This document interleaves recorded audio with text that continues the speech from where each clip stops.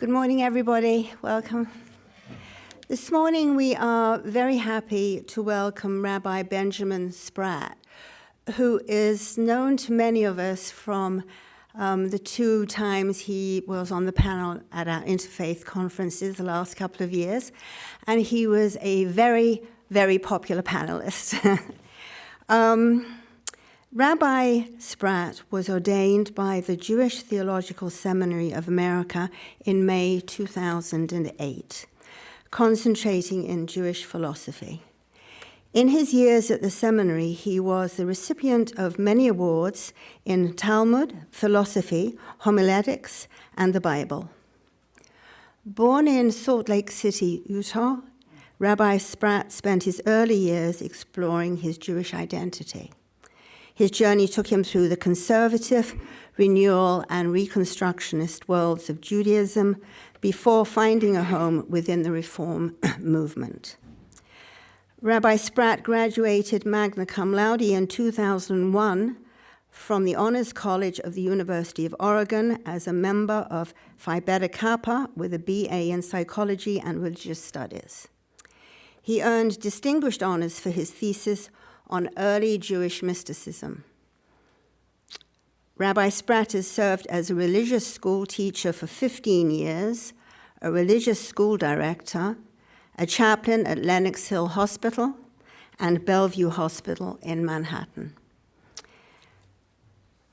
Rabbi Spratt now serves as Senior Associate Rabbi of Congregation Rodeph Sholom and as the Rabbi-in-Residence of Rodeph Sholom School. He lives in the Bronx with his wife, Cantor Mika Mogovsky, and their two children, Ayala and Jonah. The subject of his talk today is Visions of Ezekiel, Early Jewish Mysticism. Please join me in welcoming Rabbi Spratt. And with gratitude to Swami and everyone for having the chance to be with you this morning. So just a brief word of introduction. With gratitude to Madonna, many of us have heard of Kabbalah. And so some of us have the associations of Kabbalah, Jewish mysticism as involving red strings that people wear on the wrists or special kinds of water. And part of why I wanted to center in on early Jewish mysticism is both to show some of the foundation blocks of this approach of looking at the world and life, but also because it opens the door to be able to see interconnectedness between not only Jewish mystical practices, but those that are found in really every faith and philosophy around the world. So what is mysticism? This actually has a definition that spans probably at least 100 or so different definitions that I've experienced myself, but essentially, in almost every faith tradition, mysticism is the belief that there is divinity that is woven and connected to everything, and mysticism is the chance to bridge humanity, divinity, and to access that interconnectedness. And as you can see, this means that within most Hindu traditions, there is almost an inherently mystical element. And certainly within every faith tradition that any of us have heard of, there is always some sort of mystical expression. And whether that be a mainstream one or simply more of a marginal one, at the heart is some sense that beats at the center of a human spirit, that there is something that connects us all around us. And there's been a resurgence around the world in mysticism in general these days, with gratitude to quantum physics and people who have studied quantum entanglement, the idea that things that are disparate can somehow be inherently linked together. People who have studied the ecosystems that link all of this world together, and the way in which resonances and effects in one area may transfer to another area. Many of the studies of ecology and trees, the way that trees actually chemically and electrically communicate with each other, creating these harmonious relationships. We see a world of interconnectedness, and part of what it raises for all of us is the idea of what does it take to actually be a part of that interconnectedness? What is it to open our eyes, our hearts, to actually experience that interconnectedness? And so part of what I'm going to be doing this morning is to take you into a very early form of Jewish mysticism, and I hope it will set up some elements that will have universal meaning for us all here. The handout is simply the original text that we'll be at times referencing. For anyone who's ever read anything from the Jewish or the Christian Bible, this comes from the prophet Ezekiel. This is the first chapter of that prophet. And so this is a text that's been accessed by billions upon billions of people over time. But often it is ignored as simply just a setup for more ethical teachings. Today we are going to zero right in on the nature of this. And actually, there's some very interesting connections with the Bhagavad Gita that I will actually illuminate as well. Just to make a note for your future studies, highly recommend, if anything today grabs your attention, to go and read chapter 11 of the Bhagavad Gita, and you will see that there are some incredible linkages here. And the book of Ezekiel and the Bhagavad Gita were probably written within a few hundred years of each other. So whether that be simply some spiritual resonance in different areas of the world, or perhaps some more direct linkages, it's just worth noting. So in the Hebrew Bible, we encounter in the book of Psalms the quote, "O taste and see that God is good." And that desire to use human senses to experience divinity and goodness in the world is really at the heart of mystical tradition. This idea that our eyes, our ears, even our taste buds may be the very means through which we find a sense of the divine in our presence. And for most mystical traditions, this went to the level of believing that the ultimate goal of a mystic was to have true unity with divinity, for the barrier between humanity and divinity to disappear, and that the ultimate vision was uno mystica, a mystical union. Sometimes this was even a sexualized union, the idea that there was the full intimacy between God and humanity. And so around the 1st century BCE, we have the rise of what's called Merkava Mysticism. Merkava means chariot, and there's a legendary story in the Bible of the prophet Elijah, one of the great teachers and known for being kind of a radical. He was, throughout his life, a person who experienced divinity. And the final moments of his life, a chariot comes out of the sky. A divine chariot comes and takes up Ezekiel and brings him up into the heavens. And from that moment forward came the tradition that Elijah never died, but instead Elijah lives on, and it was because he was somehow granted access to this divine chariot. The Bhagavad Gita opens with the image of a chariot. And Arjuna is on this chariot, and the image of this divine chariot also seems to be the conduit or the beginning or the backdrop of deeper truths to be learned. So too in the Bible, Elijah, in accessing this chariot, somehow gains not only immortality, but becomes a regular figure throughout Jewish history that would appear at times when people need access to truth and hope. And actually, a regular prayer that the Jewish people will do at the very end of the Sabbath is invoking Elijah in the hopes that Elijah will come, perhaps with the chariot again, and will bring more truth to the world. So here we have in the book of Ezekiel, in the backdrop, the prophet Elijah is sitting on the banks of a river, and he engages in some sort of ability to see and perceive this divine chariot. So Merkava mysticism, like many mysticisms, involves really 4 different things. One is cosmology. That through mysticism you come to understand the origins of the universe, how it came to be, and the truths that were the building blocks of our entire existence. The second is theurgy, or the ability to control the divine. This sometimes is framed as magic. If anyone has ever heard the phrase abracadabra, it's actually Hebrew. It's actually abarakadabra. I will create as I speak. It is linking back to Genesis chapter 1 as God creates by speaking, let there be light, and there was light. And that idea actually is echoing in the mystical tradition that one of the things that may come from accessing the divine or connecting with the divine is the ability to mold it, to manipulate it, actually. The third is messianism, that through access to the divine, through mystical ascent, one may actually be able to move the world forward towards a better age, so that it may not only be accessing power for oneself, but ultimately redeeming the entire world.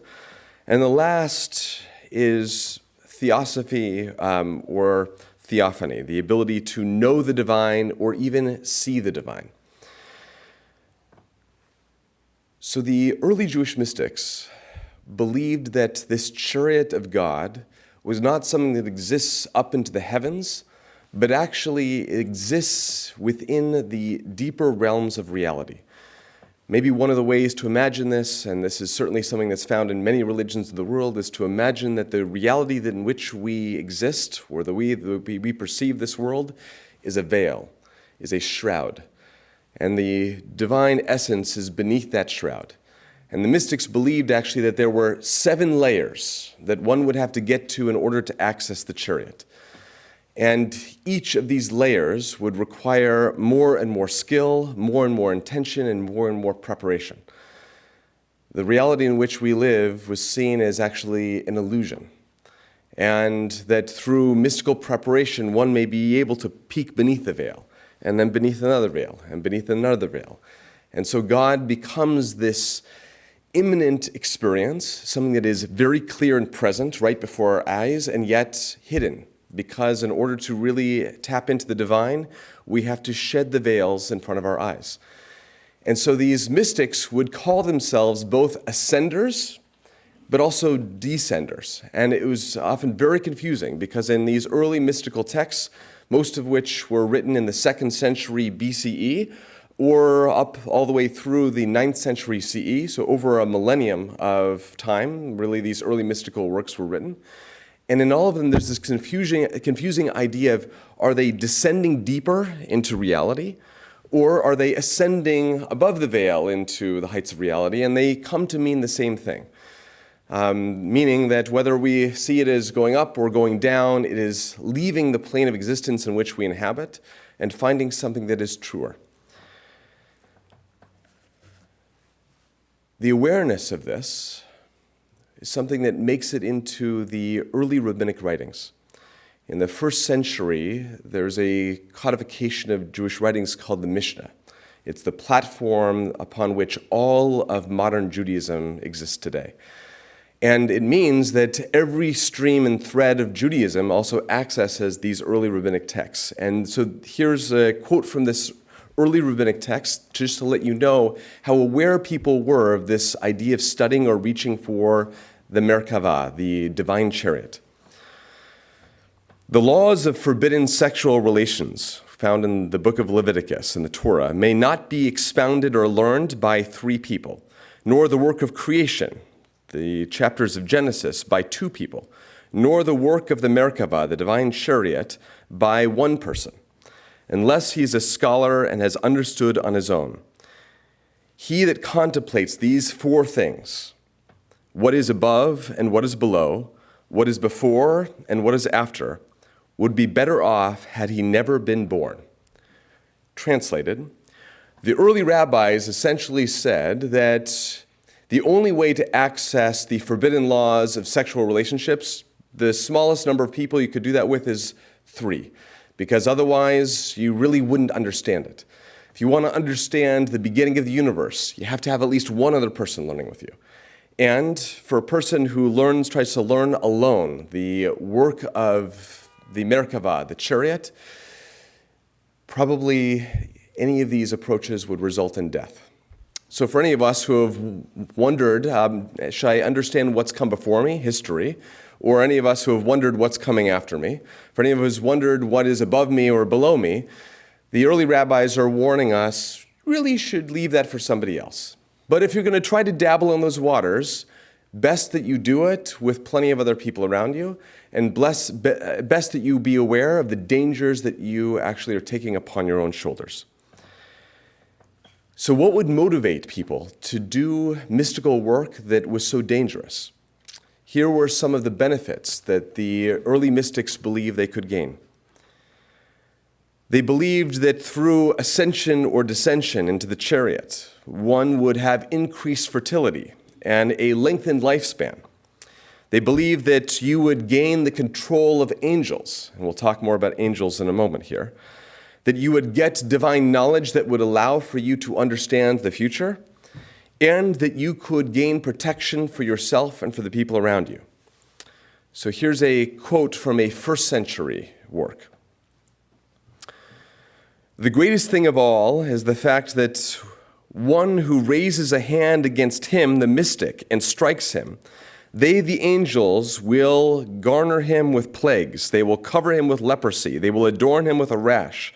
The greatest thing of all is the fact that one who slanders a mystic, or on him they will throw and cast all types of blows, tumors, foul boils, and wounds, out of which damp sores seep. Essentially saying, why would one undergo the arduous, difficult, dangerous journey of mystical ascension or descension? Because ultimately you will then have God and all of God's angelic beings on your side.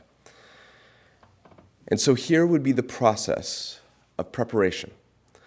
A mystic would begin by mikvah, by ritual immersion. Some of you may have heard of this in the Jewish world. Before baptism existed in Christianity, the early version of that is called mikvah, which is ritual immersion, and has to be done in living waters, meaning waters that are natural to the world around you, a lake, a river, or rainwater that's been collected. So actually on 74th Street, there is a mikvah. There's a Jewish ritual bath on 74th between Broadway and West End Avenue. And in there, they collect rainwaters on the roof of the apartment building here in Manhattan. They gather the rainwaters, purify them, and people will immerse in them. For the mystics, they believe the first step in preparation is to immerse in the mikvah, which symbolically is meant to cleanse oneself and give oneself a fresh start. From there, one would engage in fasting, removing, almost in an ascetic way, removing oneself from the distractions of food and water, in the hopes that that would also spiritually purify a person. And then one would begin with the mental contemplation and manipulation of divine names. Some of you may have heard in Kabbalah, in more modern Jewish mysticism, that people would reflect on Hebrew letters and the way that these letters may be combined together. Sometimes people do this through numerology, that each Hebrew letter has a different numerical value. And so actually one of the ways into mystical contemplation is mathematics, actually, in Judaism. Another way is actually through almost a poetic embrace of seeing how letters and sounds come together. So for any religious tradition or philosophical tradition that has used mantra or believed that song is a way of accessing the divine, it is not simply just to elevate the mind space or the heart space, but actually because there's this idea that maybe in the vibrations, the melodies, the sounds themselves, there is something that takes the human psyche to a different level. And so the Merkava mystics would actually look at different permutations of divine names and would go through incredibly complex ways of replacing letters. There was an approach that's almost an early version of code breaking, where they would take the first letter of the Hebrew alphabet and replace it with the last letter, and the second letter with the second to last letter. And in that way would radically change the names of God, but believing that in doing so, they were accessing deeper and deeper levels of that name. The early Jewish mystics believed that one could take the tetragrammaton, the unpronounceable four-letter Hebrew name of God, Yud-He, Vav-He. If you've ever heard of a Jehovah's Witness, in another faith tradition, Jehovah is one way that people have tried to pronounce that unpronounceable name. But would take that four-letter name and through permutations turn it into a 42-letter name, or an 84-letter name, or a 120-letter name. And the greater the mystic, the greater the length of the name and the number of letters they could contemplate in their mind. We get to read in the Bible this line, Ehyeh asher ehyeh. God says to Moses, I will be what I will be. And that ends up being one of those mantras that is used to try to understand additional layers of the divine name. And through that, the idea was that they would gain not only access and awareness of some of these gateways to these other deeper levels, but also it would create for them protective wards. Many of the Merkava mystics, the mystics of ascent or descent into the chariot, would actually wear on their clothes names of God. They would inscribe them or write them on paper and actually pin them to their clothing.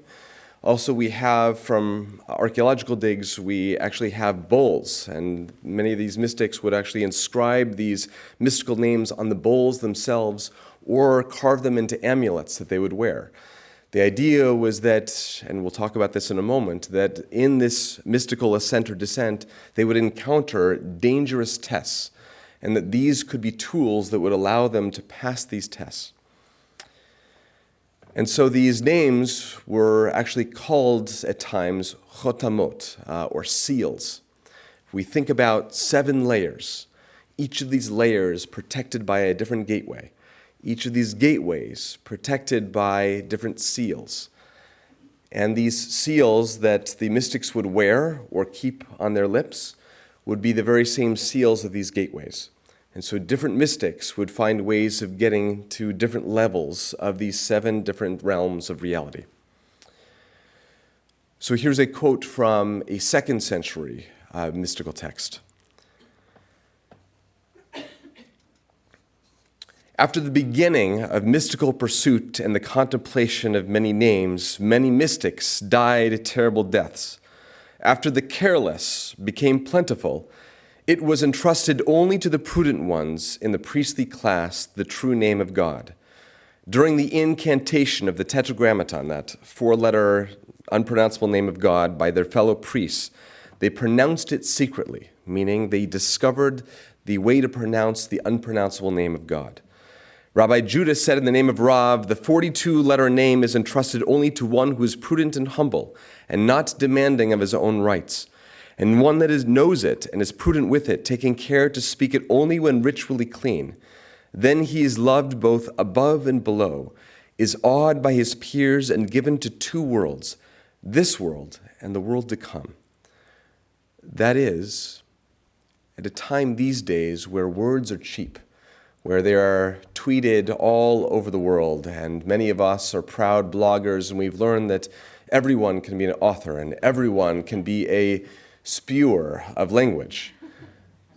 In some ways, we have lost one of the deep traditions, which is that actually, through humility and something as simple as gaining access to only 4 letters, one could be loved in the heavenly realm and the earthly realm, and that one could actually access to the very fabric that links us all. That actually, through letters and words, may be the most essential truths of this universe.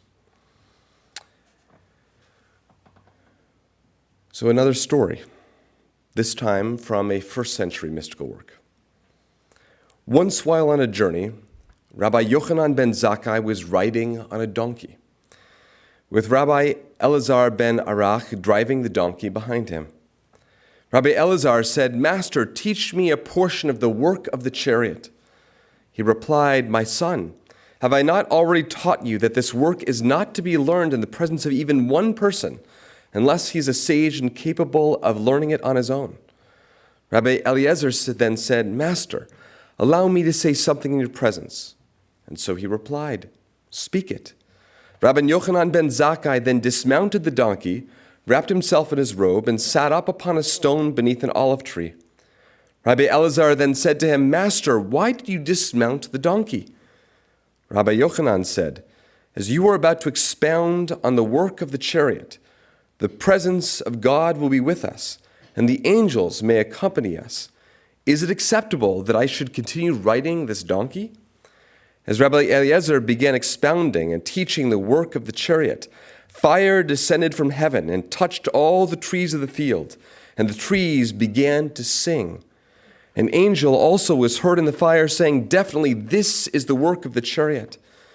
When this was all relayed to Rabbi Joshua, while he and Rabbi Yossi the priest were traveling, the 2 sages said, We shall also expound upon the work of the chariot. After Rabbi Joshua had began expounding, even though the day was the summer solstice, the heavens nevertheless became dark with clouds. That is, for some people, the image of mystical ascent actually brings them into other realms and worlds. In other ways, it is bringing the realities of those other worlds to this one in which we would inhabit. And that kind of confusion and almost complexity, that confusion that interweaves these ideas. Are we leaving this world, or are we bringing another world to us? Are we ascending, or are we descending? Is in many ways part of what's wrapped up, that for the mystics, in understanding deeper truths that have them leave this reality, they're also seeing truths in this reality that feel impossible.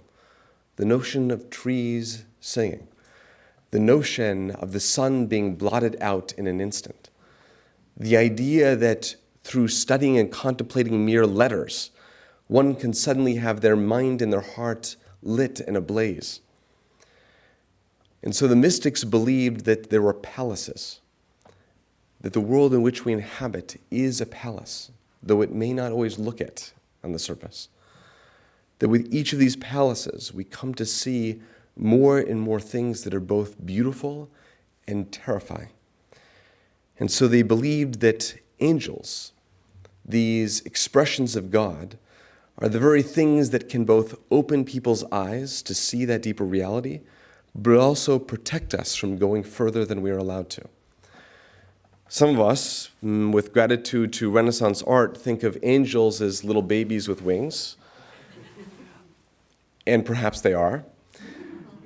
But certainly in the Bible and the 5 books of Moses, angels are expressed that they look just like people, very clearly. And they're the messengers of God, meaning if you look to your left and to your right, you may be sitting right next to an angel.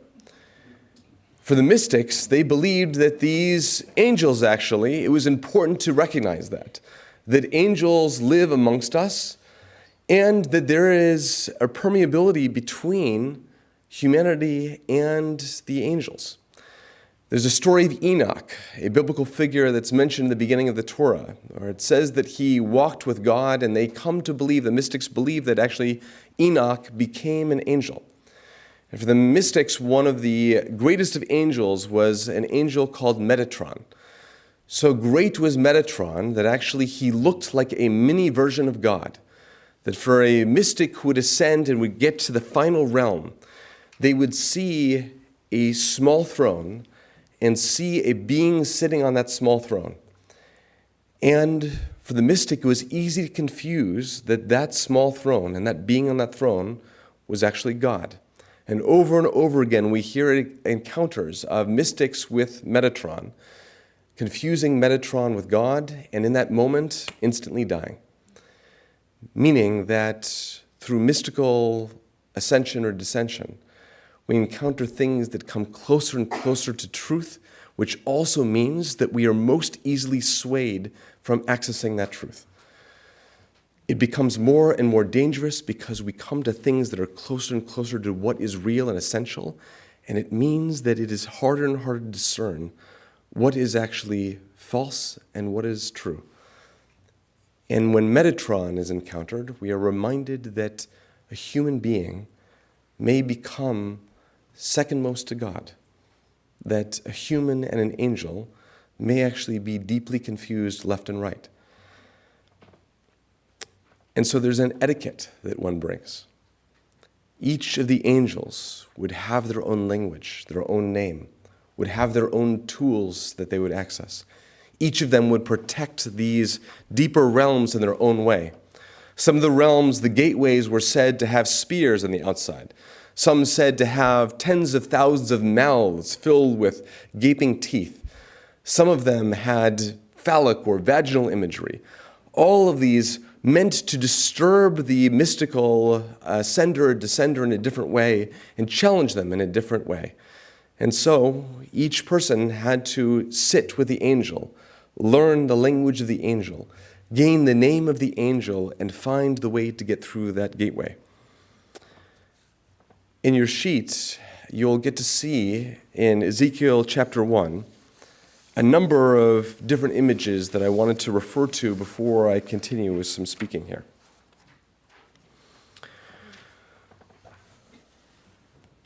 So to paraphrase the first paragraph here, Ezekiel finds himself among the exiles on the bank of a river. Very important here. He has left his place of comfort.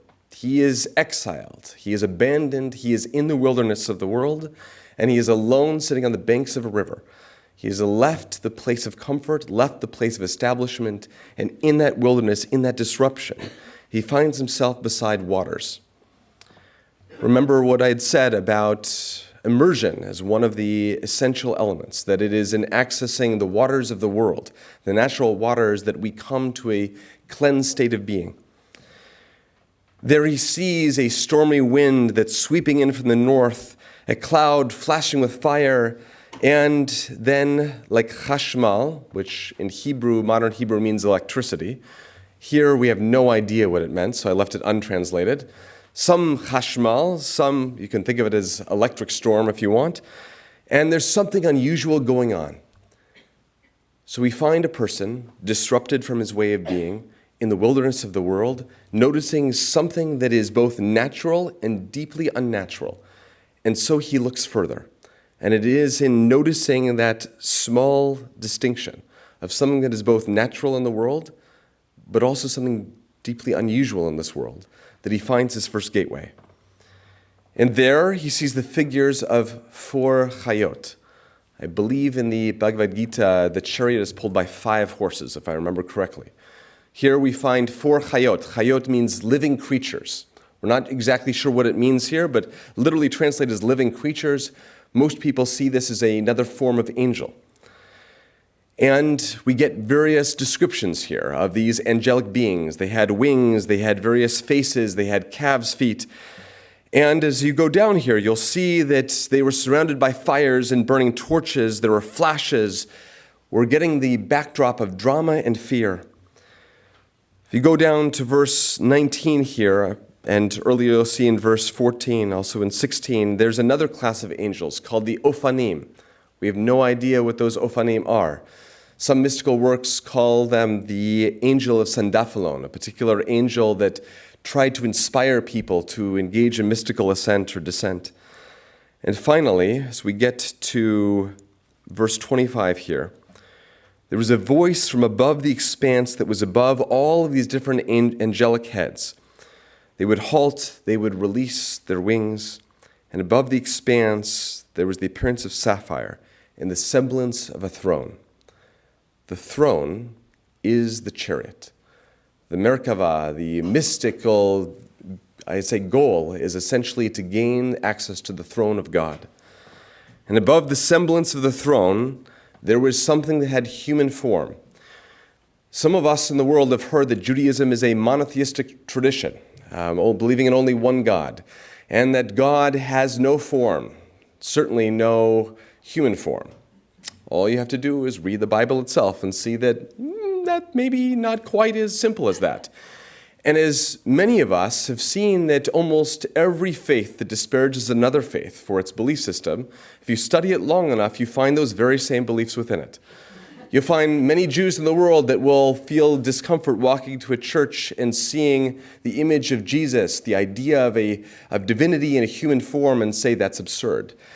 Many Jews that will look at Hinduism and look at the various permutations and forms of divinity that may be found and say, this is surely not a monotheistic faith.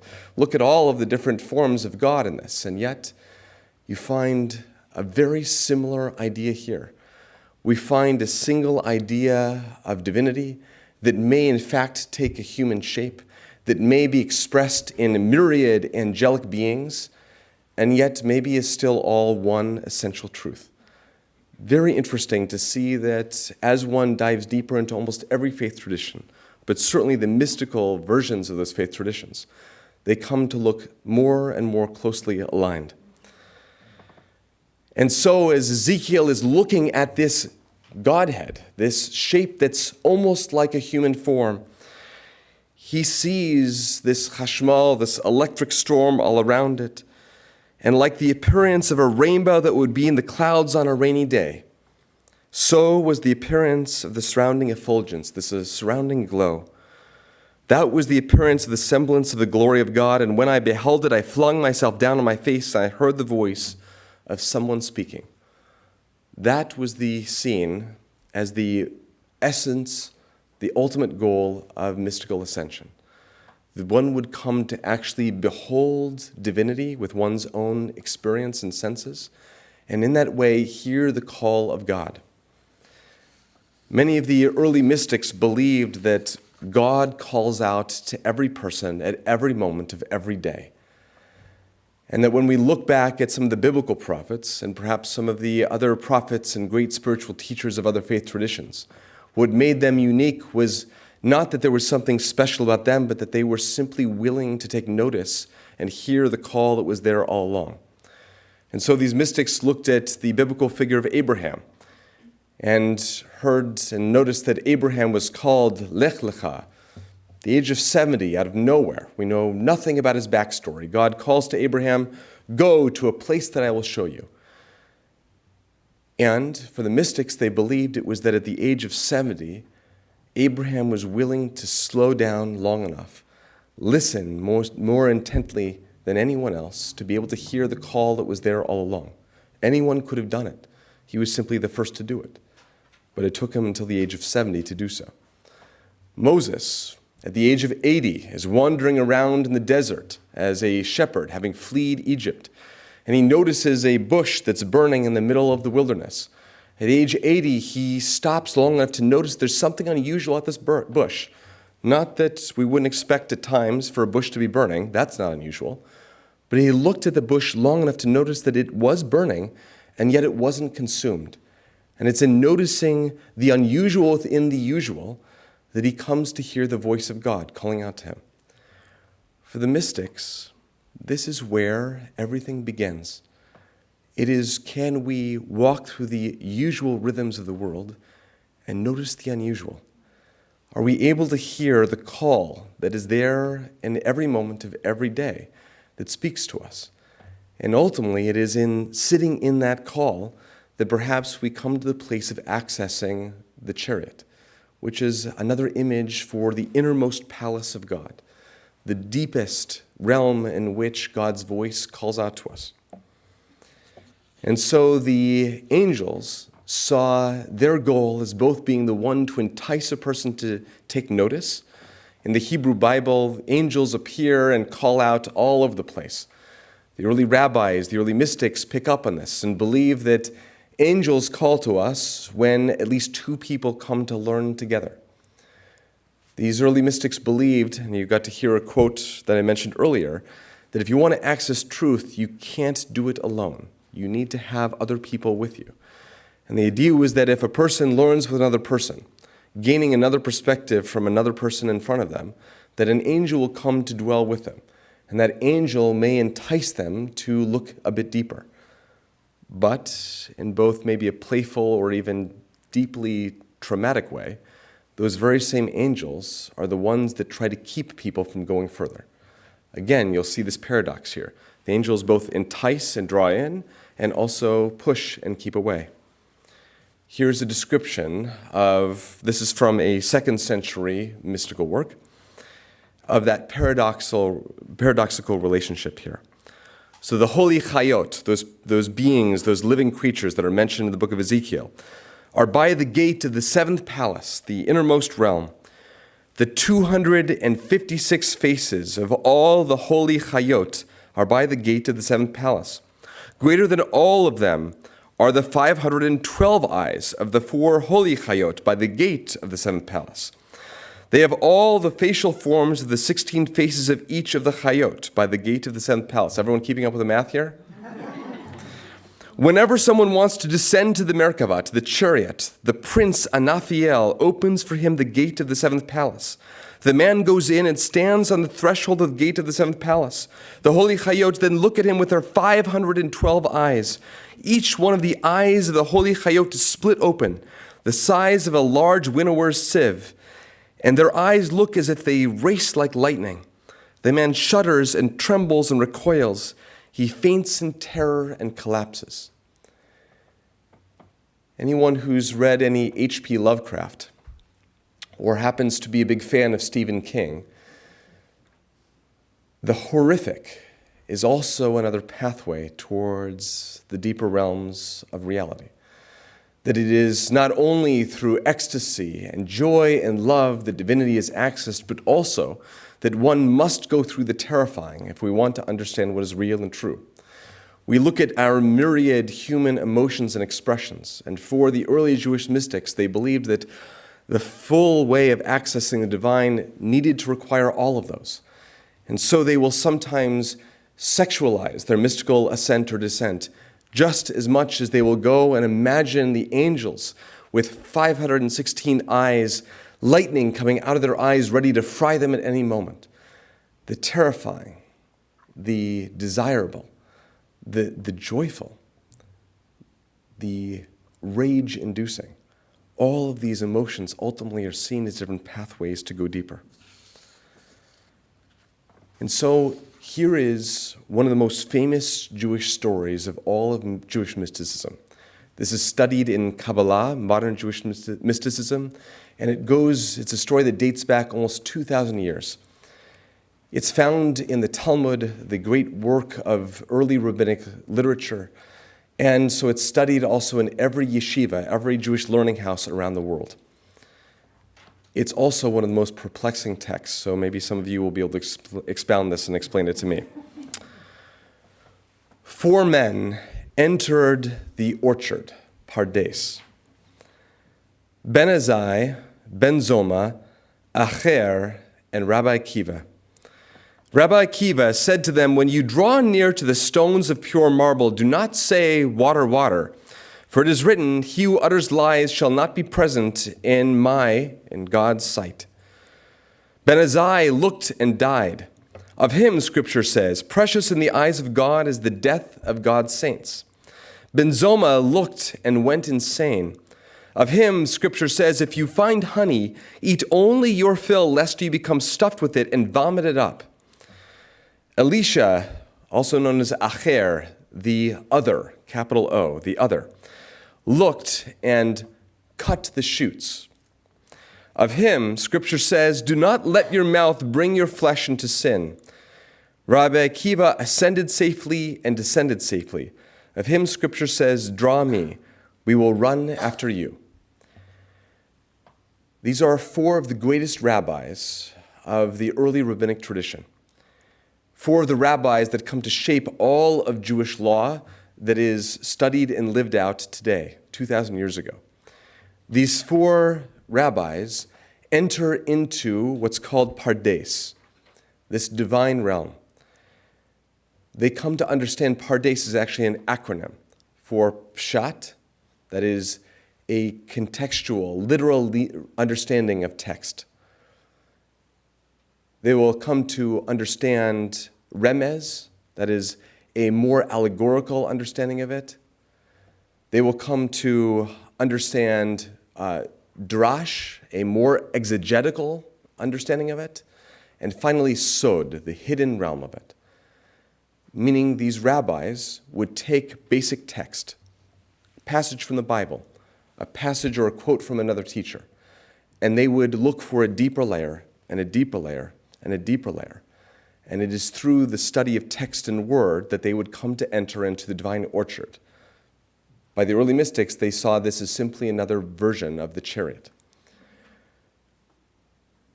One of them came to see the gateway of God and said, "Water, water."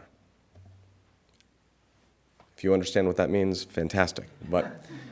But according to Hechelot Rabbati, one of these 2nd century mystical works, what it comes to mean is one of these rabbis descended into the divine realm and tried to call what he experienced by something that he knew from the reality in which we live. Meaning the deeper we get to truths, the more limited our understanding of that reality really is, and the more limited is our vocabulary. For any of us who've experienced a deeper truth, we know that the words that we use at best can only be poetic understandings. If we talk about divinity and we say God is good, what can we possibly mean by saying goodness? Good doesn't possibly point to divinity. If we were to say that God is radiant or God is light, what does that possibly actually mean? And so one of the rabbis made the mistake by trying to believe that his vocabulary, his language, could actually concretize what he experienced. Another tried to gaze with his eyes before he was ready, tried to dive deeper than he possibly could, and died instantly. Another, as it says, the image of eating too much honey. Another tried to glean more knowledge than he could possibly handle, and in so doing, drove himself insane. And the last, he cut the shoots, which in the rabbinic tradition means he cut himself off from the source. He got to a place that was so deep that he came to be powerful enough that he lost sight of what was this whole mystical realm about, which is to say, it is all about connection. And if we go to a deeper level and we fail to see connectedness, then not only have we cut off those deeper truths from what is, but we have cut ourselves off from the very thing that set us on that path. Rabbi Akiva, of these four, is the only one who is able to ascend and descend. And so of him it says, we should follow Rabbi Akiva. So a story of Rabbi Akiva. Rabbi Akiva didn't start learning until he was 40 years old.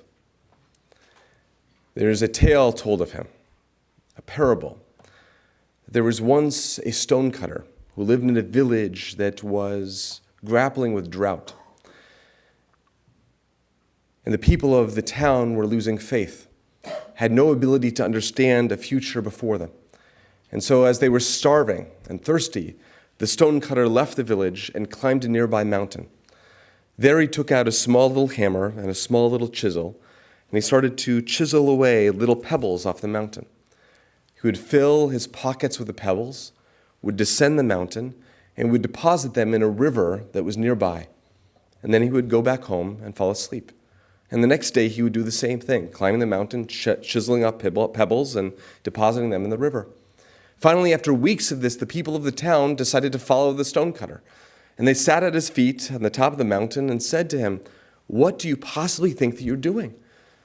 And the stonecutter said, "Isn't it obvious? I'm moving this mountain." And the people of the town said, "That's insanity. That's ridiculous. What do you possibly hope to accomplish by chiseling off pebbles off a mountain?" And the stonecutter said, "Don't you understand? This mountain isn't in the right place. If this mountain was over there in that river, the river would flow where it's supposed to, which is right to us, allowing our crops to be irrigated and for us to find sustenance and bounty in a brilliant future. And so I am taking my little hammer and my little chisel, and I'm moving this mountain."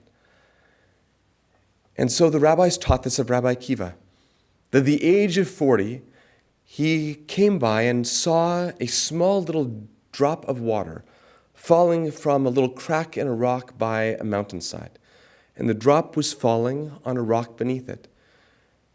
And noticed that the drops of water, over time, had slowly started to carve away from the mountain a little pool, a little concave bowl in the rock.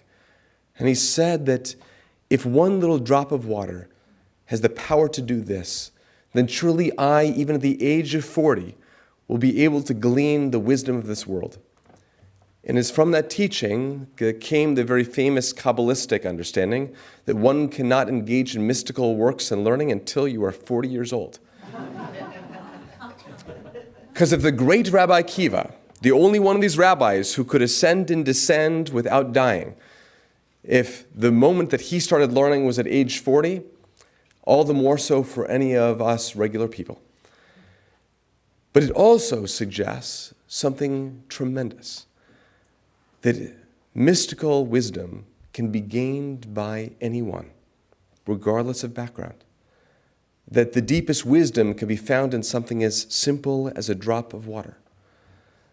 That what is access to the divine realm does not require power or potency or even the credentials of lots of rabbinic pieces of paper on your wall.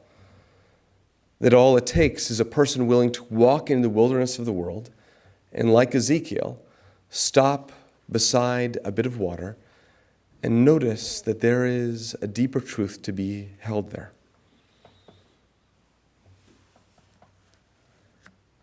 So for us, living in 2019, part of why I found it worth surfacing some of these pillars of Merkava Mysticism is because it offers us an interesting challenge today, and perhaps especially in a community that has steeped itself so much in a philosophy of understanding that the greatest truths of this world may be found in every corner.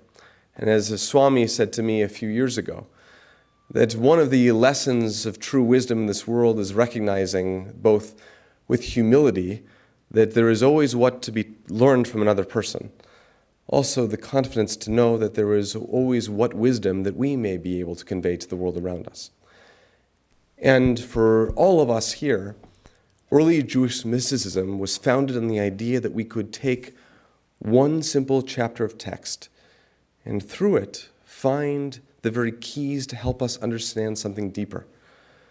In a world, especially in New York, where we often walk through this city and we find ourselves in the intellectual trap of always asking, hey, did you read that New Yorker article? Or surely you caught this piece on the Atlantic. We find ourselves trying to consume as much material as possible and sometimes forget that it's not the quantity of the material, but the quality of the material and our willingness to sit in something as simple as just a few letters and words. We see that for the mystics, this was often not climbing to the tops of mountains, but sometimes simply sitting beside the humble stream, that they would find the very thing they sought for all along. We find that angels are not necessarily the things that dwell up above, but may very much be the very things that are here amongst us.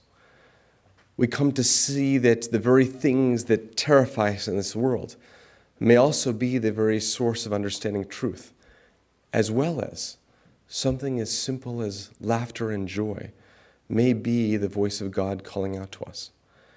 We come to see that for many of us, we seek the unusual, and often through the unusual only find the usual.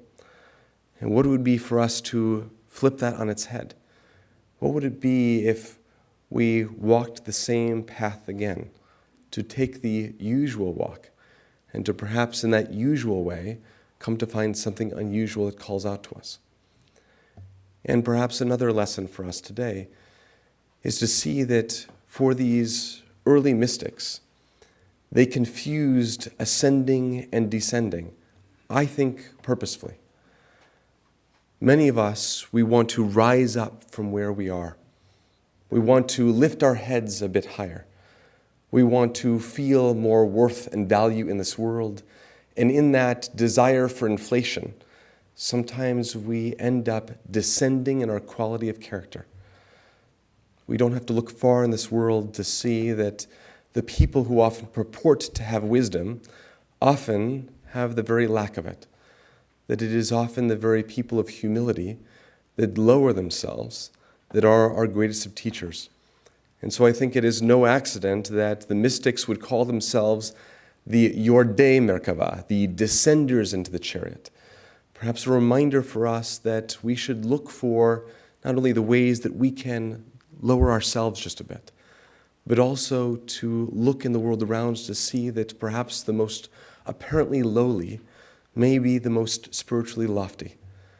The early mystics would often tell stories of rabbis of great arrogance and knowledge that would travel the various roads of the world and would be blind to see the greatest sages were the very people that actually pulled them and their horses.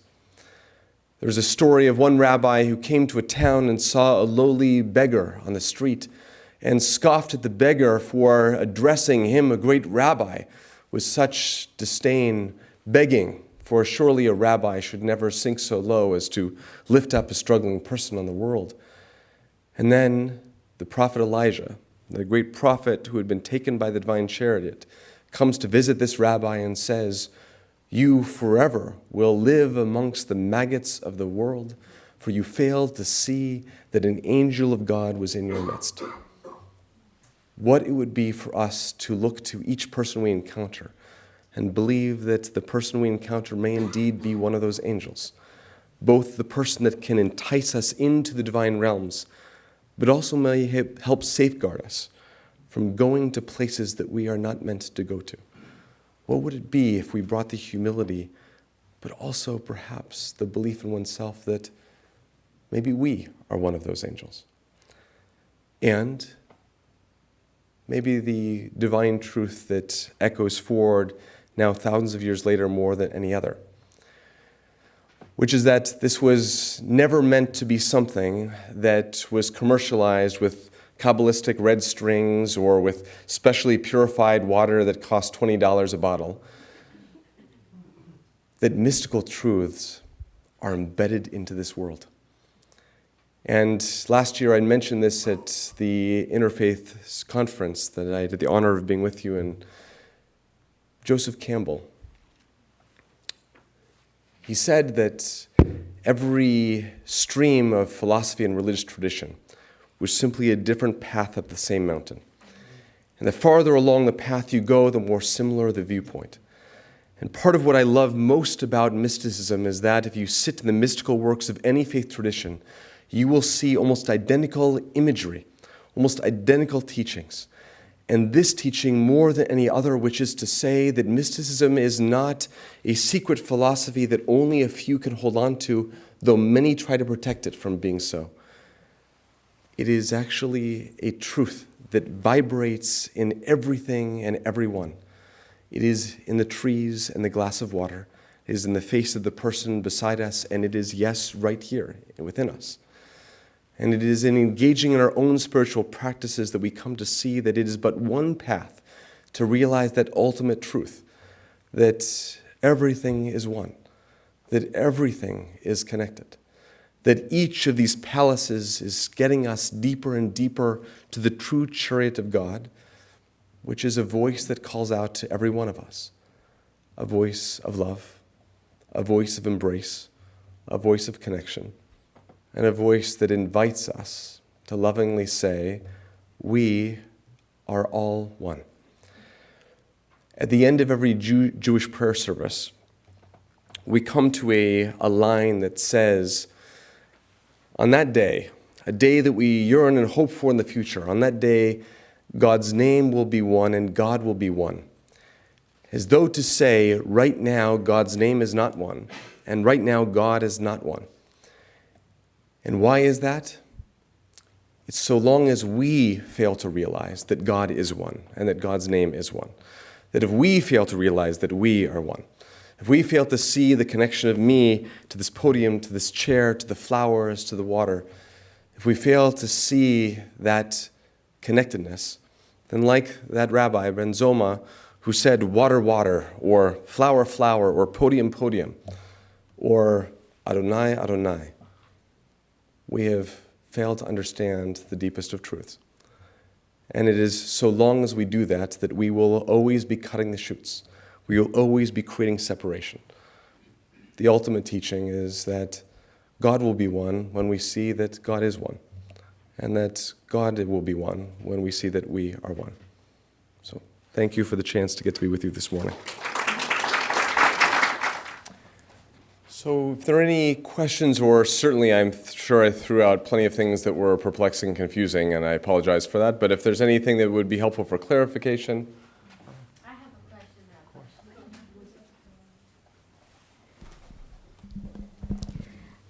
I have a question. You were talking about a process of becoming or approaching mysticism, and you had mentioned 4, of which I got 3, I think. One is ritual immersion. Yes. Second was fasting. Yes. The third was mental contemplation of divine names. What was the 4th? So there were 4 things that were often experienced when in mystical ascension, but those are the primary 3 ways of preparing oneself for mystical ascension or descension. There are many other ways that people would go about it. I'm happy to give a few more from the Jewish tradition. So some would do it actually through studying. It's a little different than the contemplation of divine names, but some people would actually do it through prayer. And turning, I think at times in Judaism, prayer has become almost incantation, as we say these words as though the words themselves are what unlocks things, and forget that the words are simply, again, just another form of the surface reality. And the deeper truths are what exists between the words. And so we have many stories of rabbis who would engage in prayer and would offer repetitions again and again and again, trying to get to those deeper layers. There are also examples actually where people would go actually into nature and would meditate on the moving of nature. One of the great Hasidic masters from a few hundred years ago, he would always go out, every day he would go out into the grasses of the world and would watch how the wind moved the grass. And for him, that was his pathway in. There are traditions in Judaism actually of walking meditations, actually of standing meditations, and all of these simply are different ways into the same, which is how do I get myself to simmer a little bit beneath the surface, to somehow slide into the very thing that so often distracts me. So, please. Thank you. That was a wonderful lecture. My question is that I'm trying to understand if it's not relevance of mysticism in the postmodern world, but how does it resonate with the Gita's version that karmanyeva adhikaraste ma phalesth kadachana? That means you get it with your work. For average people, it's our work. But what about how does it get mysticism? We don't know if I or anybody would get it. But then what is average person's normal, so-called normal, I hope I am, what is the goal? I mean, what should we do? Is there any idea? Thank you. Wonderful, wonderful. So, it's interesting living at a time where mindfulness meditation is booming. I was just hearing about a meditation studio in Midtown that opened up. The charges $60 for half an hour to sit in silence. And it's remarkable to be at a time where we are seeing more and more studies that show that the surface practices of many different faith traditions have an impact actually on the average, regular, lived life of this world, and yet having the deeper understandings stripped away from them. And so it's not, so what would be the impact of mystical work? The surface layer would be all of us are more satisfied people if we take a moment to be able to let go of the surface realities of our world, to move away from our grievances and our pains and our struggles and our fears, and sit in gratitude and sit in awareness of what is. So that's the surface layer of the benefit that it brings. But the deeper layer is to say, for any of us who go through our days wondering, what's my purpose here? Me, if I wake up early in the morning and I work all day long and barely earn enough money to be able to put food on the table for me or my family, what am I achieving in this world? It's to recognize and to see that this is actually not what the world is about. And to believe and to see that a person can have power and potency, whether they are the President of the United States or whether they are simply a lowly worker of the world like myself. So for the mystic, it is in many ways also to see that the deeper mystical truth is an inversion. The early rabbis who are mystics have almost this playful idea of inverting everything that is. Again, the idea that the person who may see himself as simply a common person may actually be the greatest teacher of truth. And they bring in story after story of this. And it's interesting because the rabbis themselves teach stories about how rabbis are sometimes the worst people to come to mystical truths. And it's a wonderful teaching to recognize that the very person who may be asking the question, how is this possibly going to impact my life, may actually be the greatest teacher of that mystical truth. The person who says, here's why it must be wonderful for you, and let me tell you why you should engage in mysticism, is probably not the person you should follow. A long way of saying, maybe you're the person that we should be following right now.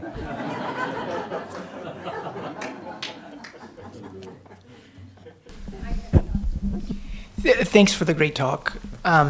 There's a lot of stories where you talked about, the rabbi dying in the presence. And I know in Hinduism, in the Gita, it talks about a yogi who's fallen and he's coming back and giving it another shot. Is that concept also there in Judaism, or what's the...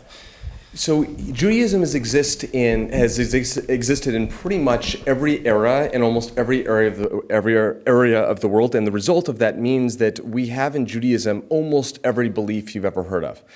So we have the idea of reincarnation, we have the idea of resurrection, we have the ideas of heaven and hell, we have the idea of almost a Hades underworld.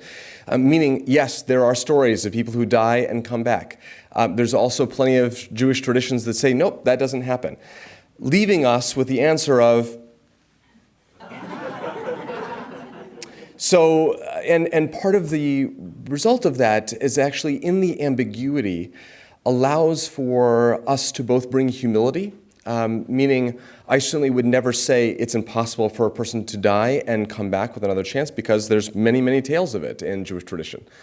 Nor would I say a person died, don't worry, they get another shot, because there are plenty of stories that say the opposite.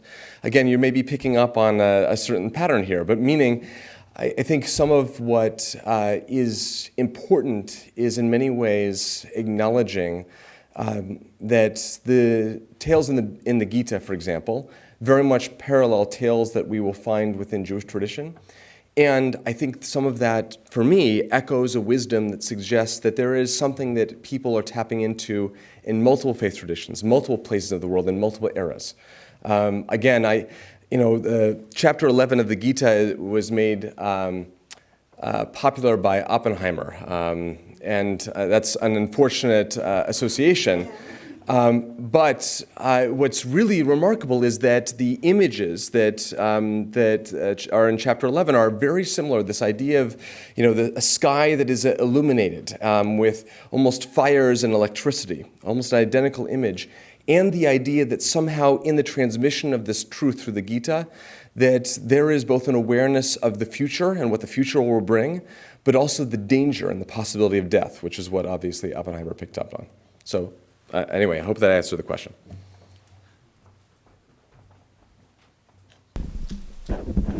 I am very happy today here that your religion has so much similarity with our Vedanta oneness. God is one and universal God. Because I am a devotee of Sri Ramakrishna, I hope you knew that Swami Vivekananda was his disciple, and he clearly told he was the light of light. Means Brahman, that our scientifically we dissected what is about God and think in that area, in underneath of the version of Vedanta. But my question is that because I am a devotee of Sri Ramakrishna, strongly believe him, in modern age, he told us, advised us to build your own character first. Then you can understand God. And part of that character, chastity is one of that. Human being must be aware of yourself, that you are a woman, married women, you should be careful, and you are a man, you must be careful about other women's dignity. Mm-hmm. That is also character. That slowly building character, we can reach towards to know the truth. Then because Judaism is so broad way, lots of mysticism, our is currently in modern age, Sri Ramakrishna came, and his nectar words in his teaching method began by clearly told us what is universal God, you must respect others, and some people don't believe in reincarnation, it's okay for their theory, and our theory is different. But in my case, how your Judaism help us to believe in God, about character also in that part? Wonderful. So thank you, and I think it's such an important layer. I certainly, as a person of a faith tradition, struggle what it is to live in a world where the majority of most people's associations with religion is hypocrisy and corruption. The most recent Gallup poll on religion in America that came out in July, faith in religion has never been lower in the United States of America. And one does not have to look far to find reasons for it because of the number of people who are religious practitioners and leaders of religion that fail to really embody exactly that teaching, that one's own character has to be the foundation block of everything else. And if you think that because you read a sacred scripture or you happen to stand on a particular pulpit, that allows you to abandon all of the morality, all of the necessity of putting forward good character traits, then we've missed the whole point. And clearly that's the world that we're in now, where we see so many examples of religion fully distancing itself from the very foundation of it. You know, so actually Rabbi Akiva, the very person that was able to ascend and descend. So there is this discussion amongst the early rabbis of how do you summarize all of Jewish tradition? Some of you may have heard of this famous story of a person who went before a number of rabbis and said, I've heard about this Torah thing, I've heard about all this Jewish teaching, teach me everything while I stand on one foot. And Rabbi Shammai, one of the greatest of rabbis, he was so deeply offended by this. He said, I've spent my entire life studying these texts. You want me to try to do something as disrespectful as summarize them in one sentence while you stand on one foot? It's absurd, and takes up a stick and chases the man out of his house. And then he comes to Rabbi Hillel, another great rabbi, and asks the same thing. So Rabbi Hillel, teach me all of Judaism. Teach me all of the Torah while I stand on one foot. And Rabbi Hillel offers the teaching, do not do to other people what you would not want them to do to you. The rest is commentary, now go and study.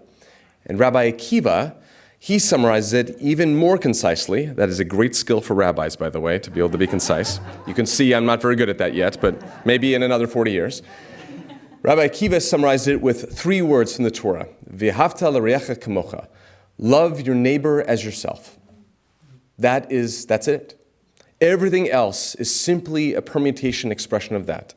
So I think in many ways echoing a very same idea that what is really at the heart of all of this, how are we treating each other? And if we aren't starting from the place of treating each other with that love and that respect, if we can't find the connectedness between another person created in the image of God, then how can we possibly imagine accessing God in a deeper way? Of course, thank you. Yeah, Rabbi, thank you. Thank you very much for an excellent lecture. Just a contextual question. The average layman, when you think of Jewish mysticism, right away as you started your lecture, thinks of Kabbalah. Yes. And of course the whole Madonna phenomena years ago. The tradition you spoke of, which is so intriguing and fascinating, is Kabbalah an outgrowth of that? And my second question would be, is there a book or two that you could recommend that could orientate someone like me, a layman in Jewish mysticism, on some of the basics you spoke about today and those historical figures? Wonderful questions. So to the first one, and actually I really, knowing that when people hear Jewish mysticism, they think Kabbalah, I really should have said this in my lecture, so thank you. That's a good question. So, and like so many things, it's a complicated question. So Kabbalah is, depending on who you ask, is either seen as the entirety of Jewish mysticism, meaning every shape and form of it is Kabbalah. Most people will associate Kabbalah as being everything that comes or emanates out of a particular mystical work called the Zohar. Some of you may have heard of the Zohar before. The Zohar is essentially a very complicated and difficult commentary on the Torah, on the Bible. Many people who have tried to popularize Kabbalah have tried to pull it away from what it really is, which is simply other rabbis who are trying to understand the deeper layers of the biblical text. So the idea would be that one would start by studying the biblical text, the original scriptures of the Bible. And as one gets into that, one would go deeper, and the Zohar would be a way of going into some of the deeper allusions that are found within the biblical text. Depending on who you ask, the Zohar was either written in probably the 13th or 14th century. Most scholars believe that it was probably written around the 13th or 14th century. Some people believe that it was actually written by Rabbi Yochanan ben Zakkai, one of the rabbis actually quoted here, so an early Talmudic sage, probably from the second or third century CE. Some people even believe that the Zohar was given to Moses at Mount Sinai and is a mystical work that goes back thousands of years. Depending on who you ask, will then change your kind of definition both of Kabbalah and of Jewish mysticism. I chose to focus on Merkava Mysticism, the mysticism of the chariot, because it has a particular image that allows you to link all of these different works together, and they happen to all be written within a single millennium. And they are far shorter than the Zohar, and they stand on their own, meaning they are not just trying to take the biblical text and go deeper. So for a person like myself, they are far more accessible. I have tried for many years to study the Zohar, and despite wonderful translations that are out there, it is still incredibly difficult. And I would say I've probably gotten through about 10 pages of the Zohar in all of my years of study so far. There is an exceptional translation of the Zohar. If you would like to ever look at it, it is now in, I think, a 15 or 16 volume set. So I'm sure that is really selling it for you. By a scholar by the name of Daniel Matt. And what's very helpful is the Zohar is written in Aramaic, and which was the lingua franca of the early rabbis almost 2,000 years ago, the same language of Jesus. And unfortunately, it's essentially a dead language, and it's a very difficult language because it's not spoken today. And the Zohar happens to be a very difficult form of Aramaic, so he offers commentaries in addition to his translation.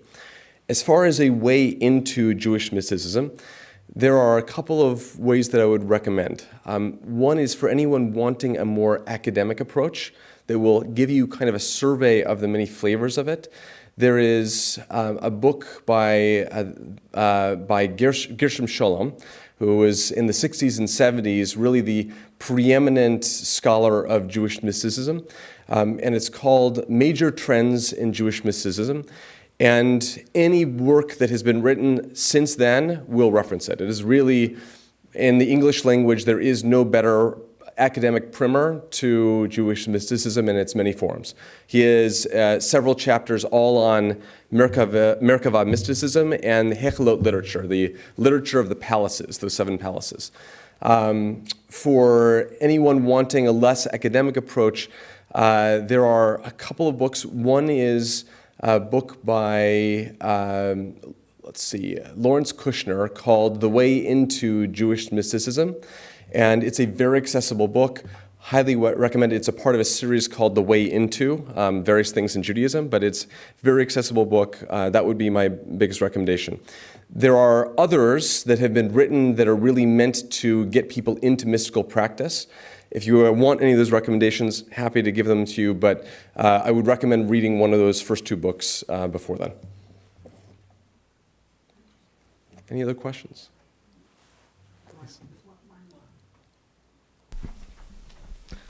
Oh, thanks. Do you see a connection then between Jewish mysticism and, say, folklore, or I was thinking of the Dybbuk or the Golem, which I find fascinating, but I don't know anything, Absolutely. Part of what is, I think, for me, delicious is that if you look at early rabbinic writings, you will find demons and ghouls and ghosts and goblins and all of the things that go bump in the night you'll find, as well as certainly, explorations of angels as well. And part of what's really interesting is that in Judaism, because it has existed in so many different cultures and different eras, much of the local folklore has woven its way in. For some people, they will look at these stories and take them literally. And again, for me at least, and I could be wrong about this, I think part of this is looking at different vocabulary of the same essential truths.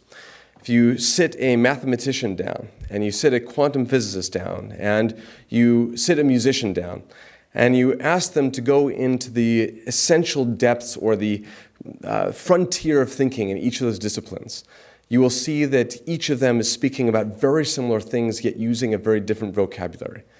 So for me, when I encounter folklore of any tradition, part of why I happen to love Norse mythology and still today read up on Greek mythology is that when I read some of the mythology, the stories, the folk tales of Judaism, I'm able to see both deeper connections, but also it encourages me to look beneath the surface of them. Because if I start to look at the Dybbuk, for example, so these kinds of evil spirits that may take over people, it then also creates really interesting parallels as I start to look at examples of that in Roman mythology. And when I look at Christian mythology and some of the ideologies that are built up around exorcism and things, this notion that there are ways in which the human heart can be taken over.